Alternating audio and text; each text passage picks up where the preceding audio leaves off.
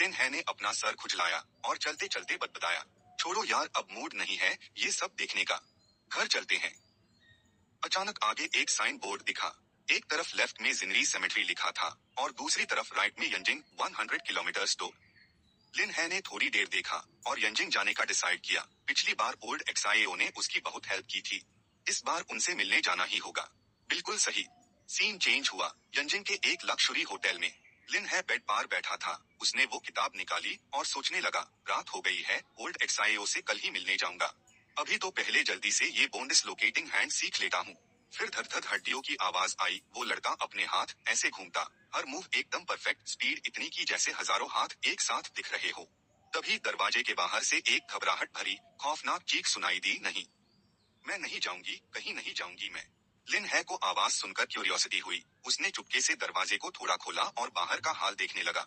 एक गंदी सी मर्दानी आवाज आई, क्या पंख निकल आए हैं?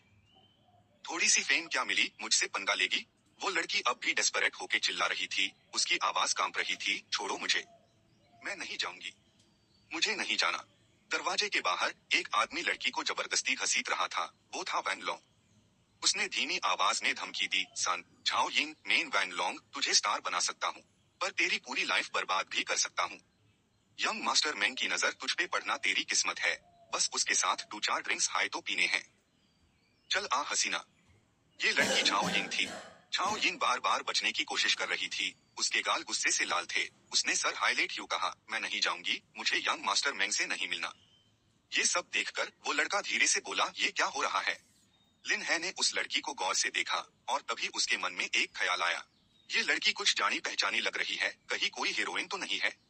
और तभी झाओ यिंग ने उसकी तरफ पलट कर देखा। उसकी आंखों में हेल्प के लिए एक अपील थी, भाई, भाई प्लीज मेरी हेल्प करो। वैन लॉन्ग ने भी पलटकर लिन है को देखा और जोर से चिल्लाया, अपने काम से काम रख, चल निकल यहाँ से। तभी वो लड़का भी काम होकर बोला, मैंने अभी कुछ कहा भी नहीं और तुम गाली डीम पार उतर आए। वैन लॉन्ग अब भी घमंडी था। लड़की को खींचते हुए बोला, गाली दी तो क्या हुआ, तू कौन होता है? अगले ही पाल वैन लॉन्ग का पूरा शरीर बैलेंस खो बैठा और वो सीधा नीचे गिर पड़ा। किस्मत अच्छी थी कि वो लॉबी के सोफा पार गिरा। लिन है ने उसकी तरफ देखते हुए ठंडी सांस भरी, मुझे धमकने की हिम्मत कैसे हुई तेरी? झाओ यिंग पीछे खादी थी। ये सब देखकर वो बहुत थैंकफुल थी। उसकी आंखों में चमक थी, आप तो कमाल हो। तभी उसने झुककर नीचे देखा। उसके मन में कुछ डाउट्स था, क्योंकि वहाँ कुछ लोग इकट्ठे थे। लग रहा था कुछ बेहास हो रही है। नीचे एक जापानीज आदमी, इनाओ क्योजो, बहुत घमंडी लग रहा था।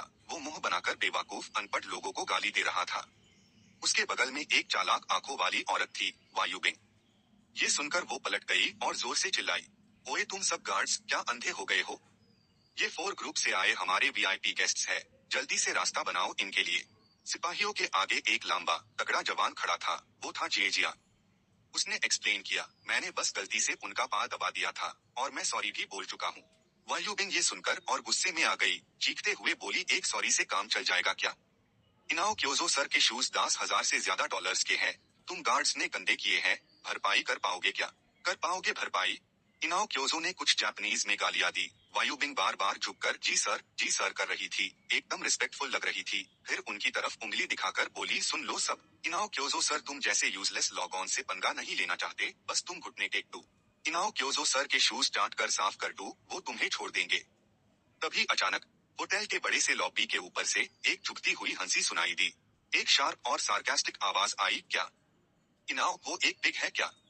कौन है ये? वायुबिंग और इनाओ क्योजो ने गुस्से से ऊपर देखा और चिल्लाने लगे, कौन है जो इतनी हिम्मत कर रहा है ऐसे मजाक उड़ाने की? ये तो बिल्कुल घटिया है। तभी पूरे होटल में वो चुभती बदतमीजी भरी हंसी गूंज रही थी। नीचे लॉबी से वायुबिंग गुस्से में चिल्लाया, कौन है? आखिर कौन है जिसने फॉरेन गेस्ट्स के साथ ऐसे बदतमीजी करने की हिम्मत की? सोल्जर्स में से एक के मुंह में अभी भी एक ट्विक थी। वो कियाओ माओ था। उसने ऊपर देखा और धीरे से बदबदाया, ऊपर वाली औरत अभी भी घो रही है, गुस्से में बहुत कुछ सुना रही है। तो ऊपर खड़ा वो आदमी कौन है? तभी लिन है ने हल्का सा खांसा और तंज भरे लहजे में जवाब दिया, माफ कीजिएगा, पर जब भी मैं आपके कंट्री का नाम सुनता हूँ, कुछ अल्फाज सुअर, कछुआ और कुत्ता जैसे लगते हैं। मैं अपनी हंसी रोक नहीं पाता। नीचे तुरंत शोर मच गया। एक पीले कपड़े पहने आदमी ने सर हाईलाइट क्यों कहा, ये औरत तो बिल्कुल पागल हो चुकी है। आईवी कंट्री के सामने ऐसे झुकने की क्या जरूरत है? एक और आदमी ग्रे सूट में शराफत से पेश आता हुआ चेहरे पर घिन लिए बोला, कैसा गद्दार है ये। बगल में खादी लड़की ने हाथ बांधे और नफरत से कहा, जल्दी निकल जाओ हमारे देश से। गोंग जैन ने हंसकर कहा, मैं तो आईवी कंट्री की सिटीजन बन गई हूँ, तुम जैसे घटिया लोगों से झगड़ने का टाइम नहीं है मेरे पास। एक और आवाज आई, अच्छा तो ये सब एक ही थैली के चट्टे बाटे हैं। ये सुनकर वो तुरंत अदब से झुकी और फिर गर्व से सर उठाकर बोली, हाँ हाँ हाँ। वायुबिंग ने सोल्जर्स की तरफ देखा और आगे बोली, एमआर आयोट ने कहा है, शर्तें थोड़ी बदल सकती है, बस तुम सब घुटने टेक दो और अपने जूते उतार दो। एमआर आयोट को दे देना और उनके जूते साफ कर देना। ये सुनकर कियाओ माओ गुस्से से कांप गया और उसके मुंह से निकल गया और जे जियान ने ये सुनकर बात बढ़ाना नहीं चाहा और बोला, हम तो बस यहाँ खाना खाने आए थे, कोई झमेला नहीं चाहिए। गलती मेरी है, साफ करने में क्या बड़ी बात है। ये बोलकर वो झुका और गोंग जैन के पैर को छूने लगा। गोंग जैन ये देखकर खुश हो गई और हम की आवाज निकाली। तभी अचानक कहीं से एक पत्थर उड़ा और सीधा निशाना लगाया गोंग जैन की कोहनी पर। ये देखकर उसने गुस्से से हाथ उठाया और सीधा जे जियान पर वार किया। लकीली जे जियान ने वक्त पर हाथ उठाकर रोक लिया। वायुबिंग परेशान होकर चिल्लाई, MR iota please log on को मत मारिए।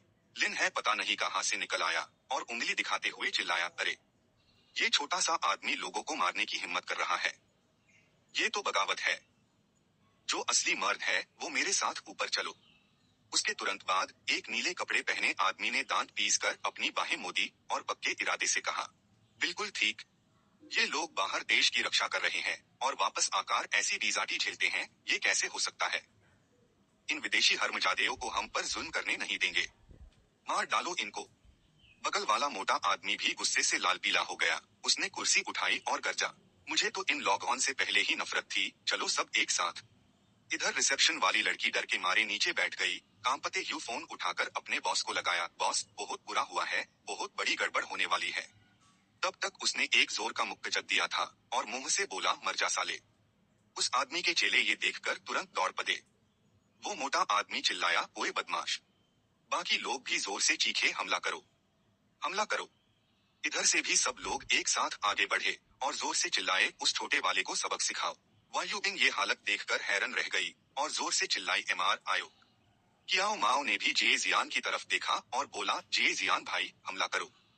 जब सब कुछ ऐसी गड़बड़ में बादल रहा था, एक लड़की फिर भी बड़े आराम से अपना फोन उठाकर लाइव स्ट्रीम कर रही थी। स्क्रीन पर तुरंत कमेंट बॉक्स में मैसेजेस की बारिश होने लगी। क्या घटिया लाइव स्ट्रीम है, बहुत अच्छा मारा, मार डालो इन आईवी कंट्री वालों को। देखो तो सही किन्हें मार रहे हो तुम लोग।